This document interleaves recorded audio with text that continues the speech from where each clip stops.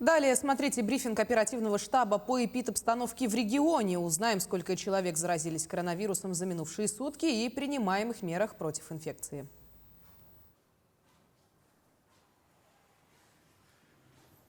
Ольга Валерьевна, здравствуйте. О текущей эпидситуации. Добрый день, уважаемые жители Республики Саха-Якутия.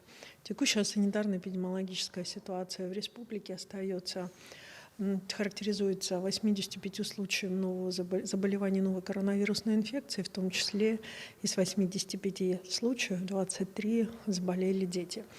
Уважаемые жители республики, обращаю внимание, что при острых признаках острых респираторных заболеваний и вообще при признаках острых респираторных заболеваний в обязательном порядке предлагаем вам вызывать поликлиники по месту жительства, которые обязаны взять соответствующие, в том числе тест и на новую коронавирусную инфекцию. В случае отказа медицинских работников взять непосредственно этот тест, необходимо сразу обращаться на горячую линию Министерства здравоохранения Республики.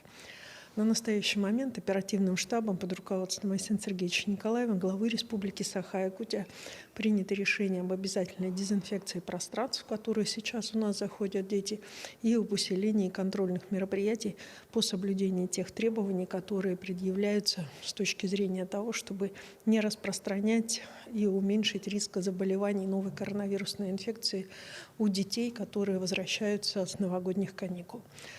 Необходимо обратить внимание, что из 62 заболевших взрослых 60 из них непривитые, это 97%. В стационарах у нас сегодня получают лечение 449 пациентов, в состоянии средней тяжести 393 человека, в тяжелом состоянии 48 человек, из них 47 пациентов непривитые. Наши врачи борются за жизнь в реанимациях 8 крайне тяжелых больных. На настоящий момент необходимо обратить внимание, что в целом остаются на ежедневном контроле такие районы, как Верхоянский, Мегино-Кангаласский, Булунский, Сунтарский и Среднеколымский районы. Необходимо обратить внимание на наличие заболевания там в небольших населенных пунктах, отдаленных, там, где открылись зимняя дорога, в связи с чем оперативным штабам на местах поставлена задача контролировать и, соответственно, принимать соответствующие меры относительно тех граждан, которые приезжают в районы, в том числе в небольшие населенные пункты.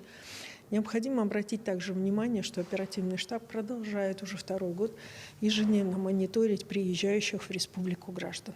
В республике также продолжается вакцинация.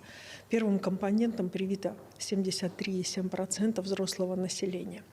Необходимо обратить внимание, что на настоящий момент наиболее серьезным вопросом является подготовка к приходу возможному новой коронавирусной инфекции в виде штамма омикрон. Приняты все соответствующие меры, и на настоящий момент в связи с тем, что скорость его распространения более высокая, чем распространение дельта-штамма, принимаются меры по и, соответственно, принятию мер превентивного характера для того, чтобы система здравоохранения выдержала. На настоящий момент, как вы знаете, главой республики утвержден план, контроль за которым находится на ежедневно контролируется. Спасибо. Это был брифинг по эпидобстановке в Якутии. Ну а мы идем далее и переходим к выпуску новостей. И вот основные темы. Профессиональный обмен опытом. Якутские врачи прошли стажировку в московской коммунарке. Рост пенсионного обеспечения. С апреля 2022 года социальные пенсии и пенсии по государственному обеспечению вырастут на 7,7%. Одобрение на строительство. В Якутске будет возведен суперкампус для студентов. Члены сборной по конькобежному спорту из Челябинской области прилетели эвакуационным рейсом из Казахстана в Россию. Также якутяне, находившиеся на территории Казахстана, вернулись в страну. Первым рейсом военно-транспортного самолета Минобороны России вместе с другими гражданами в Москву прилетели 8 студентов из республики. Прилетевших встретили сотрудники постоянного представительства Якутии в Москве, которые оказывают содействие в трансфере и размещении граждан. Далее все прибывшие планируют ближайшими регулярными рейсами вернуться в Якутск. Напомним, в Казахстане со 2 января продолжается напряженная обстановка. 5 января президент Казахстана Токаев отправил в отставку правительство и ввел на 2 недели режим чрезвычайного положения в Мангистаускской и Алматинской областях, а также в Алмате и Нур-Султане. По поручению прокуратуры республики прокуратура Горного района организовала проверку по фактам 2 дорожно-транспортных происшествий, произошедших 9 января на 130-м и 155-м километрах федеральной автомобильной дороги Вилюй.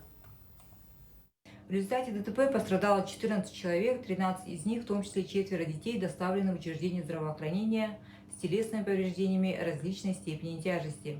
1 человек погиб по дороге в больницу. В ходе проверки прокуратура даст оценку соблюдения требований законодательства о дорожном движении в части обеспечения безопасности пассажирских перевозок и качества оказания услуг, а также содержания автомобильной дороги. По результатам проверки при наличии оснований будут приняты исчерпывающие меры прокурорского реагирования.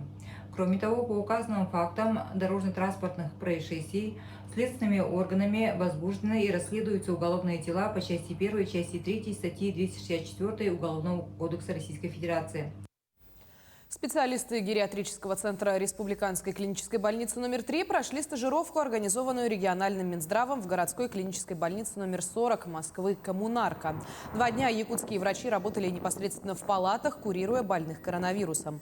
По словам республиканских специалистов, им было интересно узнать то, как организован московский лечебный процесс, с какими лекарственными препаратами и схемами предпочтительно работать, наработаны ли индивидуальные подходы к лечению, ведению и какие новые технологии применяются, которые можно применить в Якутии.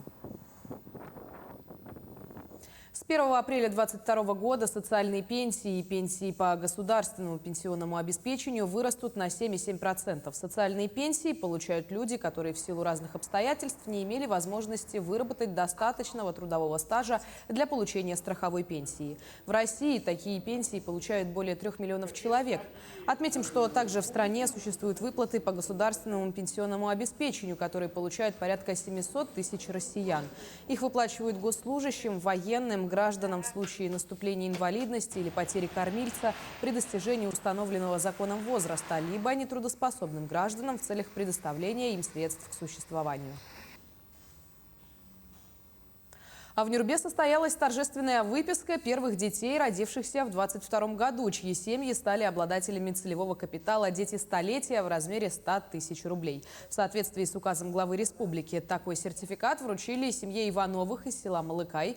3 января на свет появился мальчик, который стал 6-м ребенком в семье. И семье Ивановых из села Антоновка. Там 4 января родилась долгожданная девочка, 4-й ребенок в семье. Кроме этого, обе семьи получат сертификат «Нюрбинская семья» о материнском капитале в размере 100 тысяч рублей, который был основан главой района Алексеем Иннокентьевым и реализуется уже который год.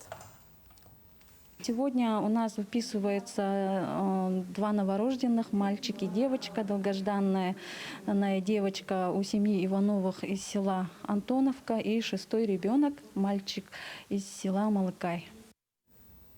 В текущем году власти Якутии намерены ускорить решение самых острых проблем материнства и детства. 2022 год объявлен годом матери. Таким образом, в этом году планируется предоставить различные льготы и меры поддержки матерям и их семьям.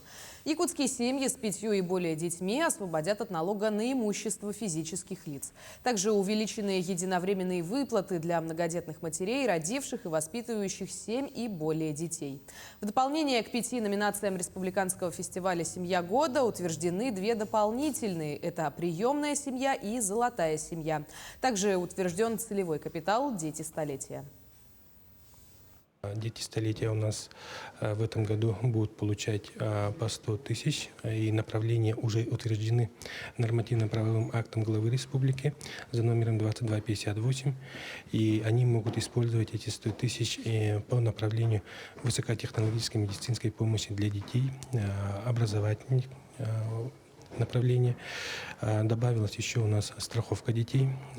Кроме этого, погашение в кредитных организациях финансовых средств, приобретение лично в подсобном хозяйстве. Предложение Северо-Восточного федерального университета о создании суперкампуса поддержали ректоры вузов республики. Совместную заявку на создание суперкампуса в 68-м квартале Якутска подадут после рассмотрения предложений рабочей группой. Она будет сформирована в ближайшее время из числа специалистов вузов. Общая площадь суперкампуса составит 86 тысяч квадратных метров. Будут построены учебно-лабораторные корпусы, общежития, мастерские, помещения для стартапов и коворкинг-центры. Свыше 1500 школьников из 34 районов и городов республики представят результаты своей исследовательской деятельности на 26-й научной конференции «Шаг в будущее».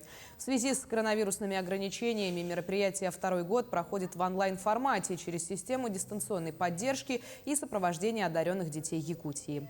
С 8 по 15 января учащиеся с 5 по 11 классы презентуют свои проекты в 35 секциях и подсекциях различной научной направленности. Среди них исследования по таким актуальным темам, как защита лесов от пожаров, восстановление лесов, изучение вечной мерзлоты. На сегодняшний день, естественно, это у нас в республике экологическая тема, да, тема пожаров очень много, увеличилась техносферная безопасность и с изменениями вообще во всем мире, это медицина, естественно, ну и, конечно же, программирование и информационные темы. У ребят будут возможности дополнительных каких-то баллов, да, дополнительные поощрения при поступлении в вузы. И надеюсь, что эти темы они смогут и во время студенческой скамьи продолжить. Ну и также оно станет одним из определяющих ступеней в выборе в их дальнейшей профессии. Якутский гидромедцентр выпустил штормовое предупреждение. В понедельник в Оленёкском, Жиганском, Мирнинском районах ожидаются метели при порывах ветра 15-18 метров в секунду. В Анабарском и Булунском районах до 16-21 метра в секунду. К этому часу это все новости. Оставайтесь с нами.